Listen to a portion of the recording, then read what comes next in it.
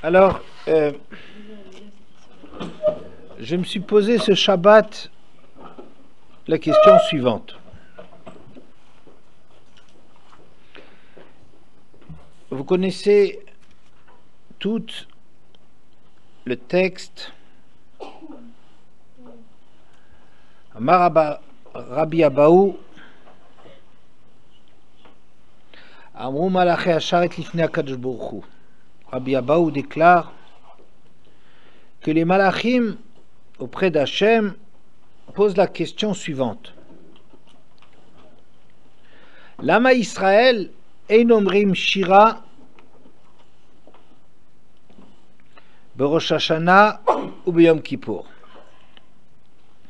Pourquoi Israël ne disent pas l'éloge d'Hachem, le Hallel, une shira, le jour de Rosh Hashanah et Kippour, étant donné que ce sont des grands moments où on est proche d'Hachem, il serait normal de glorifier Hachem à ce moment.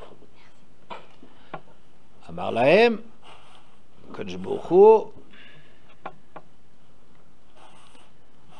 Efshar Melech Yoshev al Kisedin, Vesifre Chaim Vesifre Metim Ptuchim Lefanav, Israël Omrim Shira.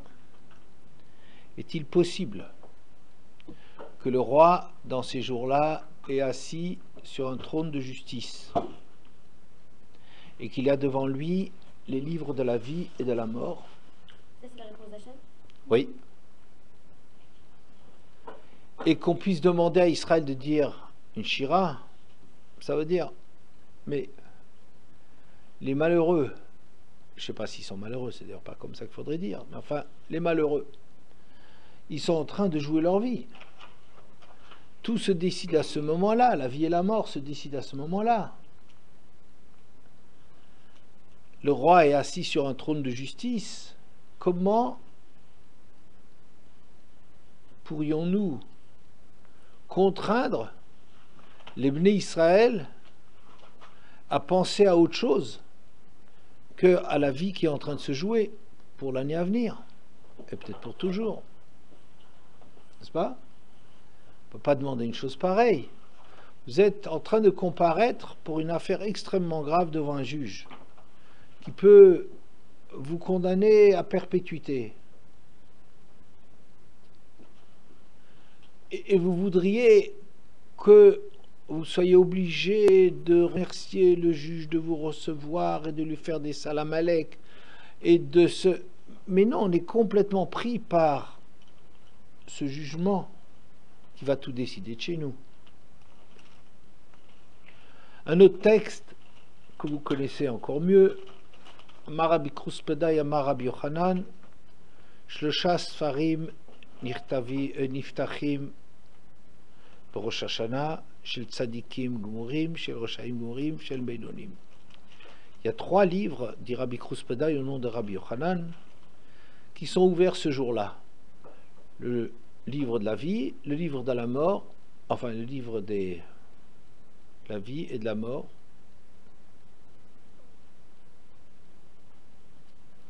le livre des Tzadikim, le livre des Roshaim et le livre des Beinonim. Les Tzadikim, ils sont inscrits dans le livre de la vie. Les Roshaim, dans le livre de la mort. Et les Beinonim, ils ont un sursis jusqu'à quand? Yom Kippour. S'ils font tchouva, c'est bon. Sinon, ça va mal. Allez.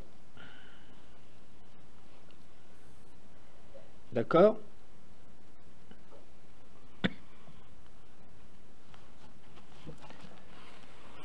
Ensuite, à Mishnah.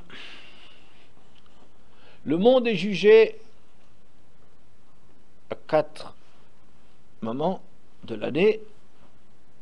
À Rosh Hashanah, Kol Bae Olam Ovrim Lefanav Kivne Meron Shenemar Hayotzer Yachad Libam Amevin El Kol Maasem.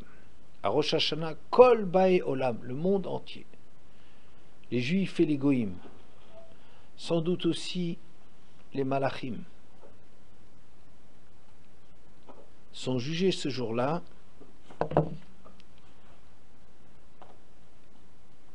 et tous examinés ensemble, mais ils passent, ils comparaissent, ils défilent devant Hachem comme les Bnei Meron. Bnei Meron, c'est quand on compte le troupeau pour savoir, pour donner le 10e chaque fois.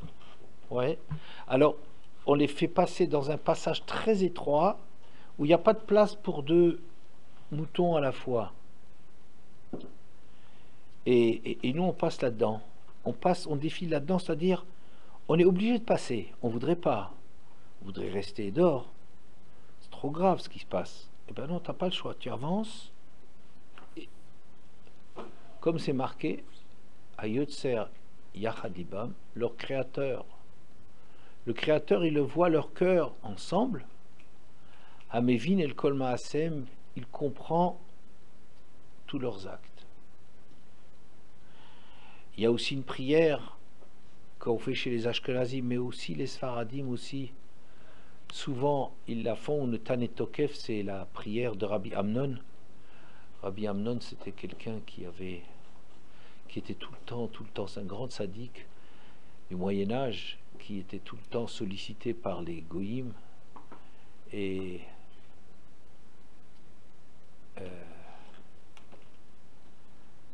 il voulait le convertir parce que c'est un juif connu comme un exemple.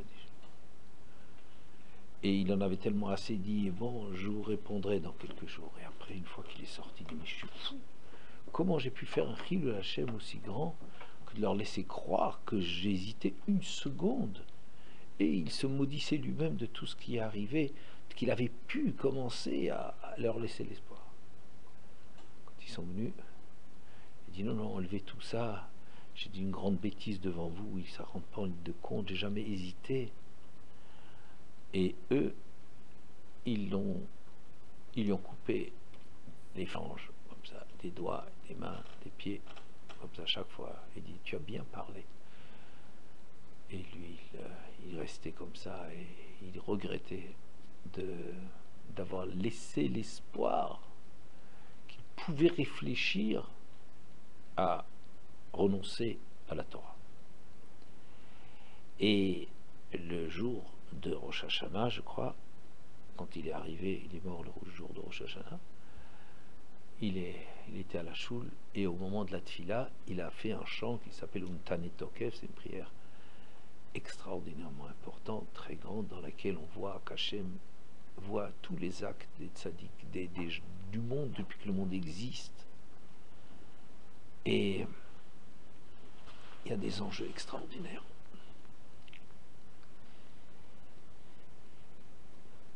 Et même les malachim, ils ont peur ce jour-là. Tout le monde est jugé. Qui va vivre? Qui va mourir? Qui va être créé? Qui va disparaître? Qui va être tourmenté? Qui aura faim? Qui aura soif? Qui sera tranquille? Enfin, c'est une prière très poignante, très dure, très difficile. De ces quelques textes, je voudrais juste établir qu'on voit bien qu'à Rosh Hashanah, on est jugé et que Hachem, il est sur le trône de justice. Meler Yoshev al-Kiseh Din. Donc ça veut dire, on va être jugé, qu'on le veuille ou non, on passe que venait Méron, on n'a pas le choix, et toutes nos actions sont vues par Hachem. Bien. Maintenant, je voudrais citer d'autres textes. Vous savez que Tiku ba chodesh shofar ba kese le yom chagenu, il faut sonner du shofar le jour de la fête qui est ba kese. Qu'est-ce que ça veut dire ba kese? 10. Pardon? 10? Non. La lune aussi. Oui, la lune qui est couverte, le chassot. Là où la lune est couverte. À quel moment est-ce qu'il faut sonner du chauffard quand la lune est couverte? Ouais. Qu'est-ce que ça veut dire la lune est couverte? J'entends pas. Rosh Chodesh. Rosh Chodesh. Le jour où il y a une fête à Rosh Chodesh. D'accord? Puisque la lune elle est couverte. C'est Rosh Chodesh, c'est le début du premier fil qu'on voit de la lune, de la nouvelle lune. Et c'est là qu'il faut sonner du chauffard. En vérité, c'est très étonnant ce pasouk. Pourquoi? Mais parce que on n'a pas besoin de nous dire quand est-ce qu'il faut sonner du chauffard. C'est marqué dans la Torah, le premier jour du 7e mois.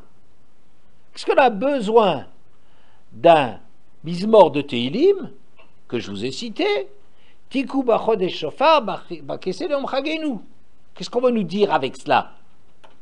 Quoi? Qu'il faut sonner à Rosh Chodesh, à un Rosh Chodesh où il y a une fête. Et c'est Rosh Hashanah, mais c'est marqué en toutes lettres le premier jour du septième mois. Donc on le sait, on ne va pas passer par un je sais pas quoi, quelle forme de style, une métaphore, pas pour pas parler des choses directement, alors qu'on sait directement. Mais donc il y a une importance de déclarer que la sonnerie du chauffard, elle se fait alors que la lune est quasi invisible. N'est-ce pas? C'est là-dessus qu'on insiste. C'est pas pour nous donner la date pour dire qu'il faut sonner le chauffard le jour où on a une fête le premier du mois. Ben, on sait déjà qu'on a une fête le premier du mois, on sait que c'est Rosh Hashanah et on sait qu'il faut sonner le premier jour du 7e mois, donc on sait tout. Donc c'est pour insister, si vous voulez, qu'on va sonner alors que la lune est invisible, quasi. D'accord? Et là, c'est quand même un peu étonnant que le jour où le roi trône sur le trône de justice, où on est tous conscients que le sort du monde est en train de se jouer, et on ne va pas nous demander de faire un Hallel ce jour-là, parce qu'on n'a pas le cœur à cela, tellement qu'on sent qu'on joue des choses qui sont graves. Comment se fait-il que c'est pas plus spectaculaire que cela? J'attendrai, moi, que comme lorsqu'il y avait Matan Torah à l'époque, c'était quelque chose d'extrêmement important, eh bien le monde tremblait, il y avait de la nuée sur la montagne, le kol shofar, tiens donc, qui allait à l'air v'chazek mod de plus en plus fort. Il y avait une peur qu'il y avait dans l'air, il y avait quelque chose qui traduisait l'intensité, la gravité du moment, ça accompagne ça. Et ici à Rosh Hashanah, où quand même, bon, c'est pas Matan Torah, ok, mais enfin, c'est quand même le moment le plus important de l'année. Alors on attendrait qu'à ce moment-là, au moins que ce soit la pleine lune, que ce soit un moment, c'est dans une espèce de discrétion, de je ne sais pas très bien quoi. C'est un peu étonnant. D'accord? Ensuite, il est marqué que dans la Hamida de Rosh Hashanah, on proclame des malchouyot, des zichronot et des shofarot. Des malchouyot que des shetamlichuni alechem, pour me faire régner sur vous. À quoi ça correspond qu'on a besoin de faire régner Hachem sur nous, alors qu'Hachem est ultra présent sur son trône de justice, en train de faire comparaître tout le monde, sans aucune exception, et de les juger pour tous leurs actes. Qu'est-ce que ça veut dire? On va proclamer qu'Hachem il est roi. Ben, il est déjà roi de par lui-même. Ensuite, vous savez, on a l'habitude de dire Hachem Melech, Hachem Malach, Hachem Imloch, l'Olam Vaed. D'accord? Vous connaissez ça. Hein? C'est une introduction de la Tfila. On le dit à beaucoup d'occasions. Mais si vous regardez Hachem Melech, Hachem Malach, Hachem Imloch, l'Olam Vaed, Rav Klapish, il y a très longtemps, nous avait fait remarquer que Hachem Malach et Hachem Imloch, c'est des verbes. Hachem Melech, c'est pas un verbe. Essayez de traduire Hachem Melech. Hachem est roi. Hachem Malach. Hachem va régner. Hachem Imloch. Hachem va régner. Mais au présent, comment est-ce que c'est le présent du verbe Imloch? Moler. Tu sais ce que c'est Moler? Hein? Il règne, oui. C'est une avodazara. Ah oui, bah, le molaire, c'est une des plus grandes idolâtries qui existent. Quoi, Hachem, il règne pas? Hachem a régné. Ok, ça veut dire que quand Hachem il a créé le monde, il était lui seul qui a tout fait. Hachem il régnera. L'Olam Vaed, c'est vrai, à la fin, Hachem, on verra, il y aura qu'Hachem qui agit. Mais dans l'histoire, entre les deux, au présent, c'est pas Hachem Boler, ça c'est Avodazara. Je ne vais pas réfléchir pourquoi c'est une Avodazara, mais quoi qu'il en soit, on ne dit pas Hachem Boler. Hachem Meler. Et quelle est la différence entre Meler et Moler? C'est que Moler, c'est indiscutable. Comme je dis, Hachem a régné. Il régnera. C'est quelque chose de... Voilà. C'est une évidence. Mais quand on dit Meler, c'est pas comme ça. Meler, on dit Ein Meler Beloam. Ou bien Berov Am Hadrat Meler. Un roi a besoin d'un peuple. Un roi, plus il a de sujets, plus c'est un grand roi. Quand on fait les mitzvot, essayons de le faire en assemblée, Berov Am Hadrat Meler. Plus il y a de monde, plus c'est reconnaître Hachem. Ouais. Ein Meler Beloam, un roi que personne ne reconnaît, c'est tout à fait théorique qu'il est roi. Vous entendez? Et c'est le sens de toute l'histoire du monde. L'histoire du monde, c'est quand on a à proclamer Hachem Meler. C'est-à-dire le travail de l'homme, c'est de reconnaître Hachem Meler. Alors à Rosh Hashanah, Hachem il est roi. Mais parce que nous on le reconnaît. Alors, ces différents textes, je dis, il y a deux catégories. Il me semble.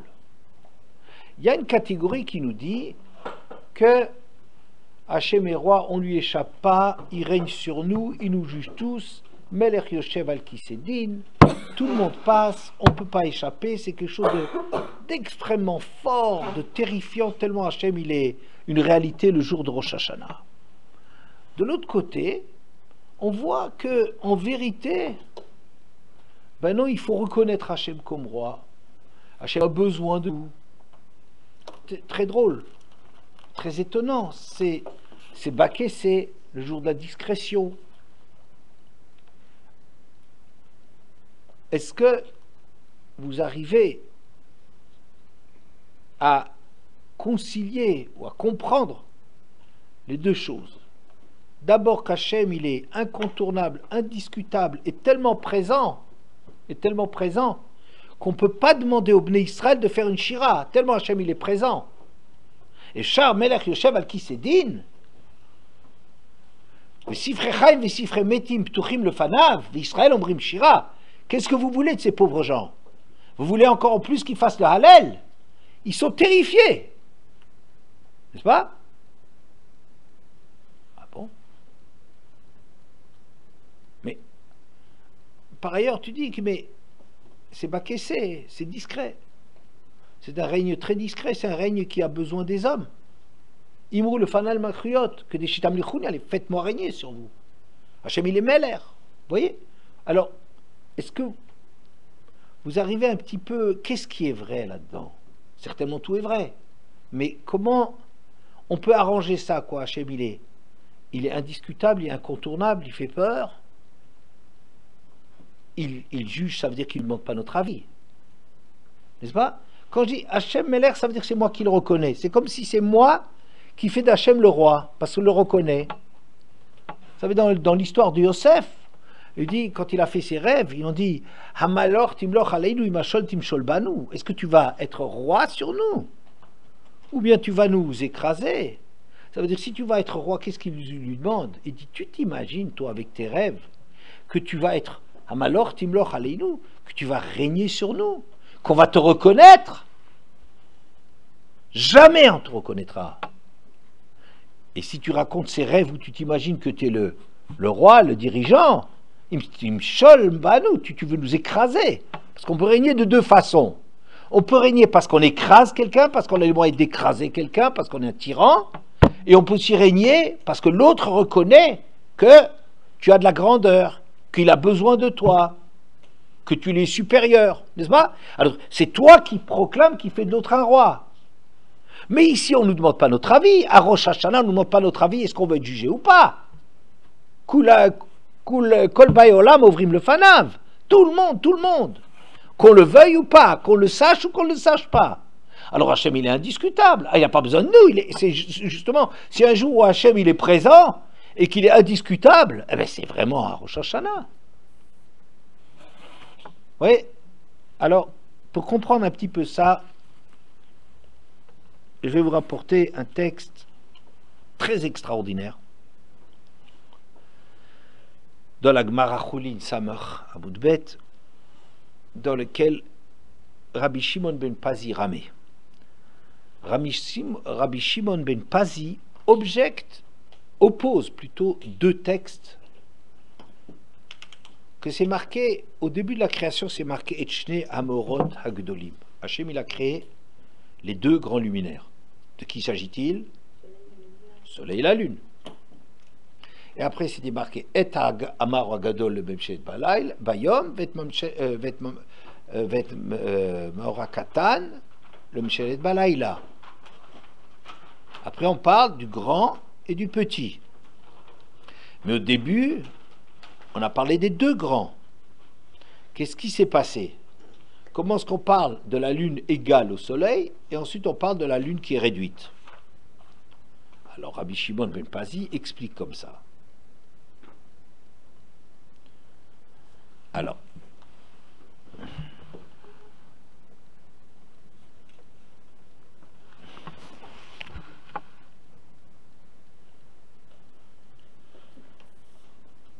Amra Yareach Lifne Akadosh Baruch Hu. Je voulais vérifier juste quelque chose. La lune déclare devant Akadosh Baruch Hu, Efshar lishne mlachim beketer echad. Est-ce qu'on peut avoir deux qui vont jouer le même rôle? La couronne, c'est le sens qu'on a, c'est ce qu'on représente. On va représenter la même chose. Quoi là? Le roi présent, le soleil, la lune, la même chose la nuit. Est-ce que deux rois vont avoir une même fonction? Amar, là, miati, le chi, miati et tatzber. Si tu n'es pas d'accord, eh ben, fais-toi plus petite, réduis-toi. Amra le fanav, v'chi bishvil shamarti davar hagun le fanecha, amit et tatzmi. Est-ce que c'est juste que parce que j'ai dit quelque chose d'intelligent devant toi, une chose correcte devant toi, je dois me réduire? Elle dit que sa réclamation était d'avar hagun, c'est une chose normale, correcte, fondée. C'est une bonne remarque que j'ai faite. Et alors quoi? Alors moi, je dois moi me réduire? Alors Hachem essaye de la consoler. Je ne vais pas passer par les consolations, c'est pas de ça que je veux parler aujourd'hui.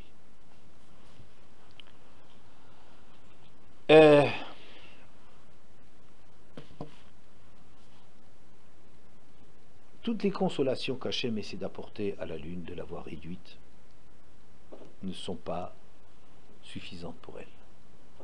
Ra'a de l'eau miatvadata.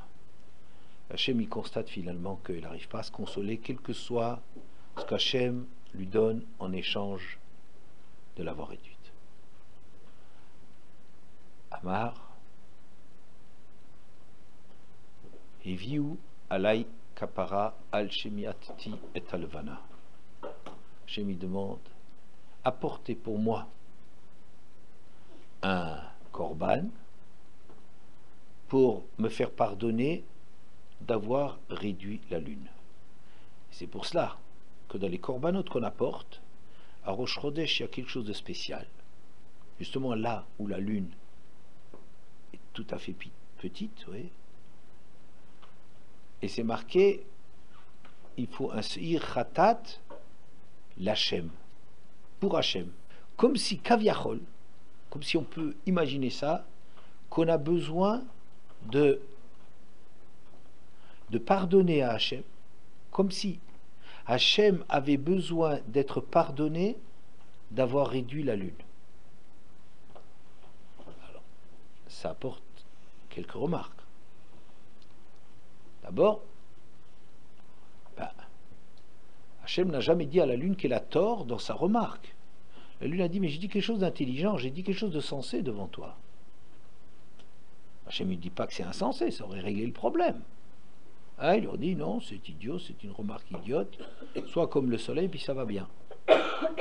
Hachem, il accepte cette remarque. Mais, il accepte cette remarque, mais ce qui est étonnant, c'est qu'il n'a pas de réponse à lui donner. Il demande à la lune ou aux hommes d'apporter un corban pour lui faire pardonner. Qu'est-ce que ça veut dire, ça? Qu'est-ce que ça veut dire?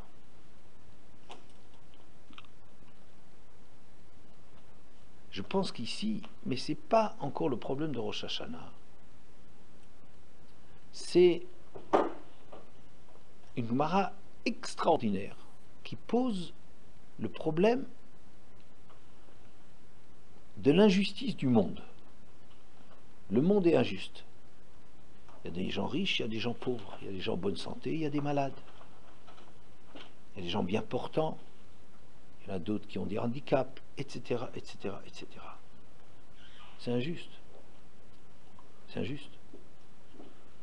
Pourquoi moi je suis petit? Je voudrais être grand. Pourquoi j'ai pas beaucoup d'argent? J'aimerais être. Pourquoi je suis malade? J'aimerais avoir la santé, c'est pas normal. Il y a une grande ta'ana, une réclamation que les gens pourraient porter à Hachem. C'est pas juste finalement. Pourquoi moi je suis comme ça? Pourquoi je suis pas beau? Il y en a qui sont beaux. Pourquoi j'ai pas d'argent? Pourquoi je suis petit? Pourquoi je suis ceci? Pourquoi je suis cela? Pourquoi je suis pauvre? Pourquoi je suis handicapé? Alors, cette Gemara, il parle, il me semble, que c'est vraiment de ça qu'elle parle. Au début, dans l'idéal, Shne Meorot Hagdolim, on avait un soleil et la lune qui sont équivalents. Et ça veut dire, du point de vue d'Hachem, l'idéal, c'est que tout le monde, il soit grand, il soit beau, il soit riche, il soit fort. On voudrait tous être grand, riche, beau et fort. Et jeune, si c'est possible. Tout le temps. N'est-ce pas?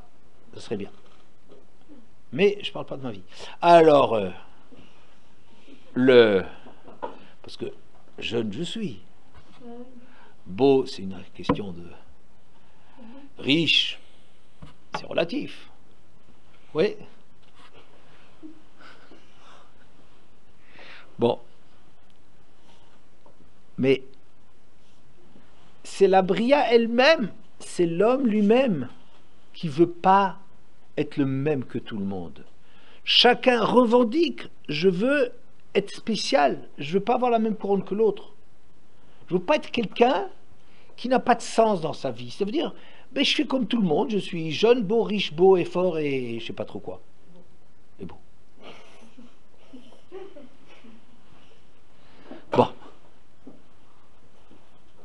Bon.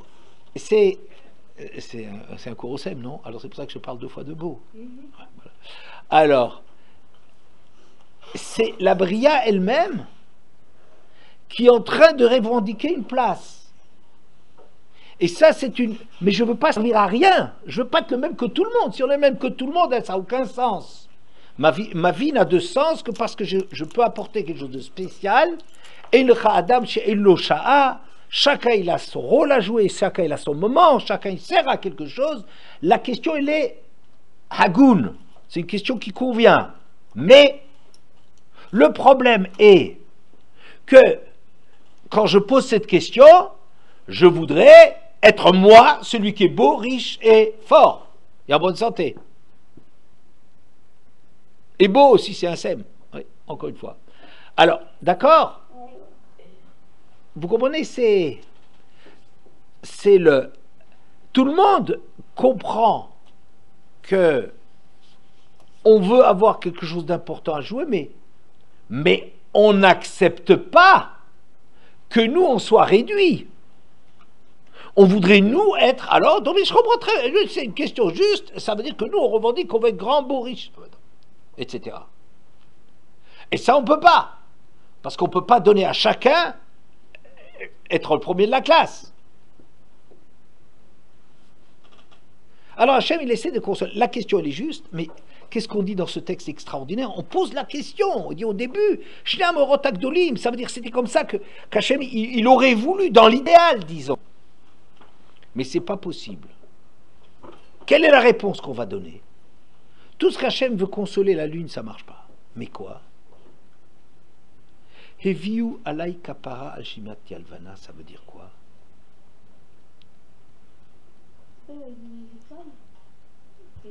Oui, mais c'est pas dans ce texte. Il y a des textes, tu as raison. Pas dans ce texte. Heviu alay kapara, ça veut dire quand est-ce que je pardonne à Hachem de ne pas avoir tout? C'est ça ce qui est marqué. Heviu alay kapara. J'ai pas parlé de Rosh Hashanah, pour le moment j'ai apporté ce texte. D'accord? Ça veut dire que c'est nous qui devons pardonner à Hachem. C'est à la lune de pardonner. Mais il ne peut pas accepter ça. Comment il va pardonner? Vous savez, c'est le jour où, grâce à notre infériorité, on a grandi. Le jour où les handicaps qu'on a, ou les déficiences qu'on a, on les a utilisés pour nous donner un dynamisme et pour faire quelque chose de notre vie, et qu'on a réussi, ce jour-là, on a dit Baruch Hashem. Je ne peux pas dire Baruch Hashem ça. Tant que je paye le prix et que j'en fais pas quelque chose de valable, c'est pas... Je ne peux pas dire Baruch Hashem, je ne peux pas dire merci. Le jour où ce qui était un handicap, une déficience, un manque chez moi, je l'ai utilisé pour, justement, à cause de mes complexes, à cause de ma difficulté, pour apprendre à surmonter cela. Alors, ce moment-là, j'ai tourné en avantage l'inconvénient. C'est ça, c'est la seule réponse qu'on peut donner à Hachem d'avoir créé l'injustice. C'est quand, grâce à l'injustice, on est arrivé à dépasser tout ce qu'on aurait pu être autrement. La Gemara dit, vous savez, les fils des Gdolim dans la Torah, c'est rarement des Gdolim. On donne plusieurs raisons pour cela. Et après, on nous dit, Hizaru bebne aniim, shemehem Torah tetzel Israël. Attention aux enfants des pauvres. C'est d'eux que la Torah elle sortira. Mettez les deux choses ensemble. On aurait dit, être le fils d'un gadol, il a les meilleures conditions, il a les meilleurs maîtres, il a le meilleur tout ce qu'on veut, quelle chance il a dans la vie. Mais c'est peut-être paradoxal, pas tant que ça, mais enfin, que les fils des Gdolim, la Gemara dit pourquoi c'est pas tellement souvent, c'est pas très souvent que c'est des Gdolim. Mais les enfants des pauvres, ça veut dire ceux qui sont démunis, ceux qui sont complexés, ceux qui aspirent à recevoir, ceux-là, ils tournent leur inconvénient, leur handicap d'être pauvres en un tel désir d'étudier. Chez eux, il y a plus de désir d'étudier que chez les enfants des Gdolim. Pourquoi eux, ils réussissent? Parce que à cause de leur déficience d'être petits et moindres, et d'avoir des difficultés pour être reçus dans les yeshivot, et de pas, etc., et de pas avoir une bonne tête dès le début, etc., le handicap qu'ils ont, c'est de cela que ça peut devenir des Gdolim. Parce qu'ils ont utilisé les complexes qu'ils ont pour positiver la chose et pour devenir grands, pour se travailler plus que n'importe qui. Vous entendez? Alors ça, c'est la réponse. Le jour où les pauvres, ils deviendront des grands de Torah, ce jour-là, ils pourront dire merci grâce à toi, Akadosh Baruch Hu, que tu m'as réduit et que tu m'as donné des mauvaises conditions, c'est grâce à ça que j'ai pu être plus grand. Vous comprenez? Cette Gemara, elle est extraordinaire parce que je pense qu'elle pose un problème de l'injustice en disant que cette injustice, en vérité, c'est pas Hachem qui la veut, mais c'est l'homme qui quelque part la demande, seulement il n'admet pas que ça soit à son détriment, n'est-ce pas, sur son dos, sur son compte. Et qu'est-ce qu'on voit aussi dans ce texte? Que Hachem, vous savez, Hachem, il est incroyable. Hachem, quand il fait quelque chose à quelqu'un, eh ben, c'est incroyable, il essaie de se faire pardonner. C'est incroyable. On pourrait dire, vous verrez toutes les autres religions, les religions là, imaginaires là, que les gens ils ont inventées là, dans tout le monde. Dat shel Hakasha, comme dit le Kuzari, une religion inventée. Vous savez comment ils inventent leur religion? Leur Dieu, il est tout grand, tout puissant, tout machin, tout. Il est tout. Et chez nous, on n'a pas un Dieu qui est tout. Il est tout, mais il a besoin que l'homme soit en face de lui. Heviu alay kapara. Mince alors, mais c'est moi Dieu. Et c'est moi qui ai décidé comment les choses elles sont. Et moi je sais comment c'est juste. Qu'est-ce que ça veut dire? J'ai besoin d'être pardonné. On n'ose même pas sortir ces mots de la bouche. Et violai kapara. Quoi, Hachem, il a besoin d'une kapara, il a besoin d'un korban pour se faire pardonner. Il a besoin que l'homme, que tous ceux qui sont les victimes, comme le symbole de la lune, mais c'est la lune, c'est la femme, c'est le peuple juif, tout ça c'est comme la lune. Oui, c'est des symboles, c'est les gens qui sont réduits, qui normalement, il n'y a pas de raison, qui sont moins que le soleil, moins que l'homme, moins que les nations. Ils n'ont pas de raison, ils n'ont rien d'inférieur qui fait qu'ils sont créés en retrait, qu'ils ont besoin de se réduire. Il n'y a pas de raison. Mais c'est comme ça qu'Hachem, si Hachem il juge qu'un couple il doit marcher avec quelqu'un qui commande, mettons, avec des guillemets d'ailleurs, et quelqu'un qui travaille, qui fait le travail obscur et qui permet à ce que tout tourne, Hachem il sait qu'il fait ses calculs et c'est... Non, Hachem il demande, et viu alay kapara là-dessus, que j'ai créé des femmes et que j'ai créé le peuple juif. Le peuple juif par rapport aux nations, c'est exactement ce que ça s'appelle une femme.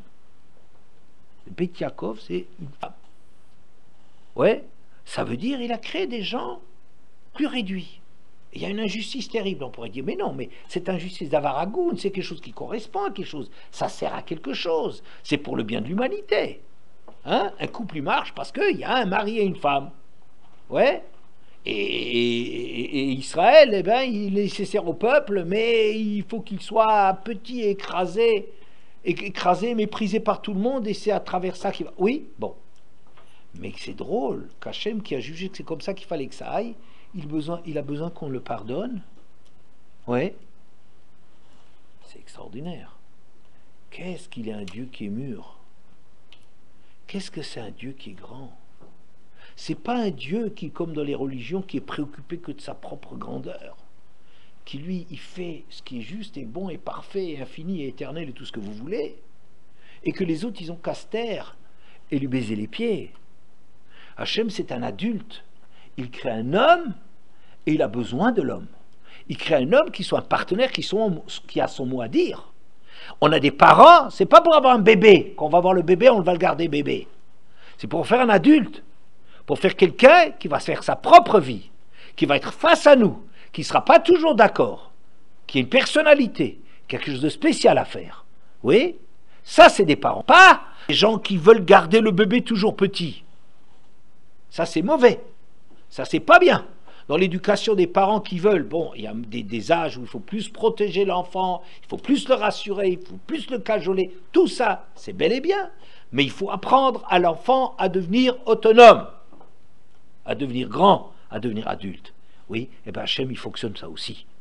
Il met le monde en place et ça lui importe ce que le monde devient.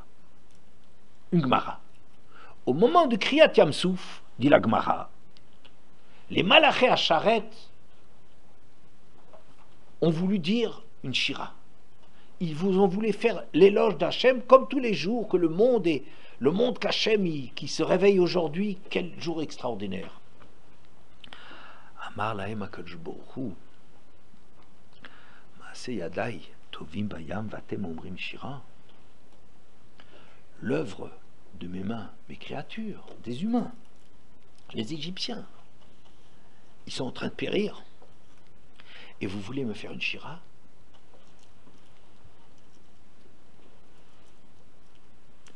L'œuvre de mes mains est en train de périr et vous voulez faire une shira?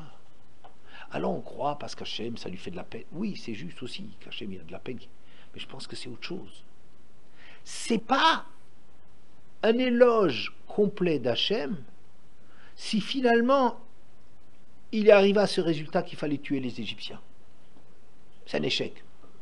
Oui, mais alors pourquoi après Hachem il n'a pas dit d'arrêter à Moshe d'arrêter la Shira Azacha Moshe?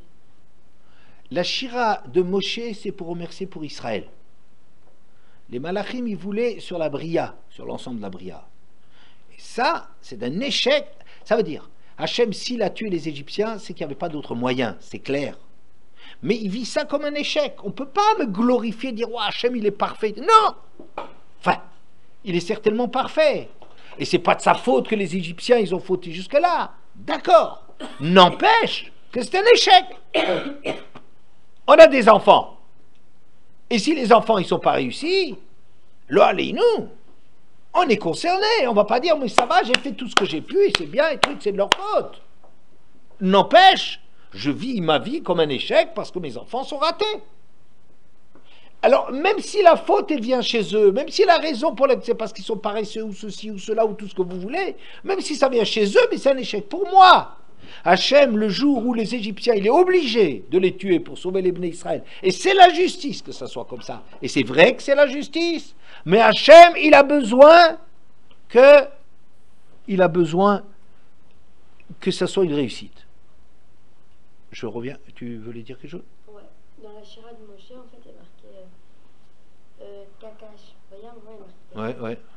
En fait, ça veut dire que les Égyptiens sont morts de 3 façons. Oui. Mais c'est un peu réjouissant, quoi, de dire Kakash. Ça veut dire ils sont morts d'un coup, ils sont morts. Comme les Tzalouk à Oferet, oui, etc. Oui. Ça, oui. C'est aussi la même chose, non? Non, c'est pour nous, on voit que la justice d'Hachem est extraordinaire, c'est qu'il ne les a pas fait mourir en bloc, mais chacun a eu la punition qui correspondait au mal qu'il a fait. C'est un éloge extraordinaire de découvrir Hachem, pas dans les bouquins, mais dans la réalité, comme chaque chose est mesurée, tout ça c'est extraordinaire, c'est un éloge. Maintenant, nous on parle d'autre chose, on parle que par rapport à la mort des Égyptiens, il fallait le faire cette mort. Alors Hachem, il a fait les choses comme il fallait que ça soit fait. Et nous qui avons été sauvés, on a à remercier pour cela. Mais pour Hachem, finalement, qu'il en soit réduit à ça, ça aurait été mieux que Maaseh Yadai Tovim Bayam. Comprenez? Bien. Donc, je vous dis comme ça. Où est-ce qu'on en est? Au départ, on pose une question de dire que Hachem, il juge, il est présent, et puis l'homme, il a besoin d'être présent aussi, là, de reconnaître Hachem. Je dis, comment ça marche ensemble? Ah, je dis comme ça. Que Hachem, il juge le Rosh Hashanah, tous les textes qu'on a dit au début sont des textes vrais. Hachem, il juge tout le monde, c'est incontournable et tout. Mais, Hachem, quelque part, regardez, Rosh Hashanah Bakessé. Bakessé, qu'est-ce que ça vous rappelle, Bakessé? Maintenant qu'on a parlé, la lune, n'est-ce pas? Mais vous savez quand c'est Rosh Hashanah? À Rosh Chodesh. Et pas seulement un Rosh Chodesh, c'est le Rosh Chodesh. C'est le Rosh Hashanah. C'est le Rosh Chodesh de Rosh Chodesh. Ça veut dire que c'est le moment dans lequel Hachem, il est Hevi ou Alay Kapara. Alors qu'il est en train de condamner le monde,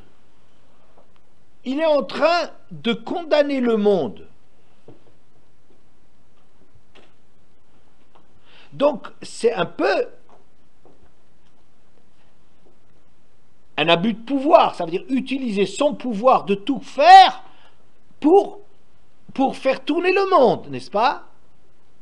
C'est ça, comme ça que Hachem, quand il fait la Havdil, il tue les Égyptiens, c'est aussi, il fait la justice.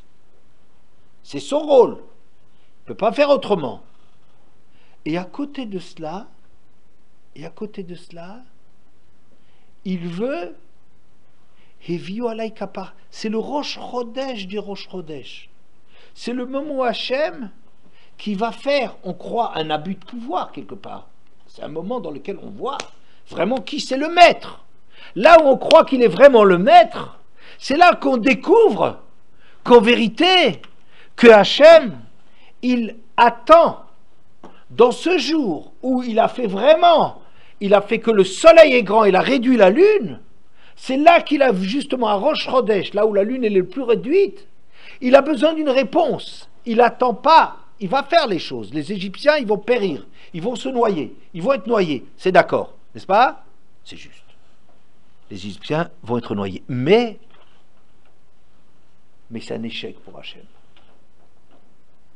Que le monde est jugé et qu'il est condamné, c'est un échec pour Hachem. Pourquoi? Parce qu'Hachem, c'est un Dieu qui est mûr. Hachem, son problème, c'est comme des parents. Les problèmes des parents, c'est pas de punir, c'est d'éduquer les enfants. On a une responsabilité par rapport aux enfants.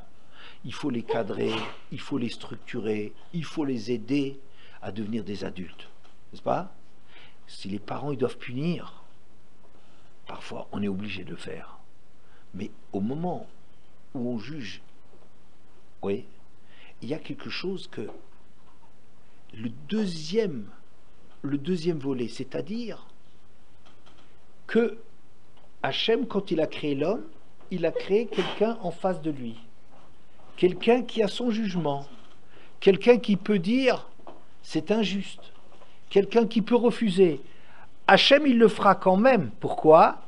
Parce qu'Hachem, c'est lui, il sait exactement ce qu'il doit faire. Et ce qu'il fait, c'est exactement ça qui doit être fait. Mais il attend Kapara qu'on apporte, et Violai Kapara Rosh Hashanah. Il n'y a pas de moment dans lequel, justement, là où Hachem il semble apparaître comme seul Balabaït,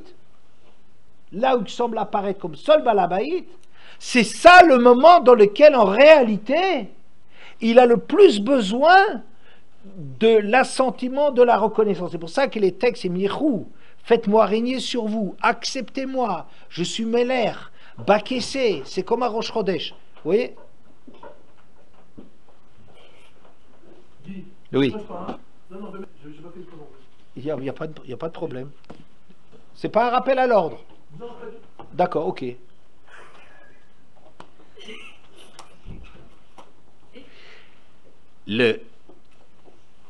Et ça, en vérité, c'est une clé pour Rosh Hashanah.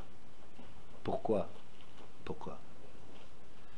Parce que on a bien dit, pour Hachem, le fait d'être contraint de punir, le fait d'être obligé de noyer les Égyptiens, c'est à cœur.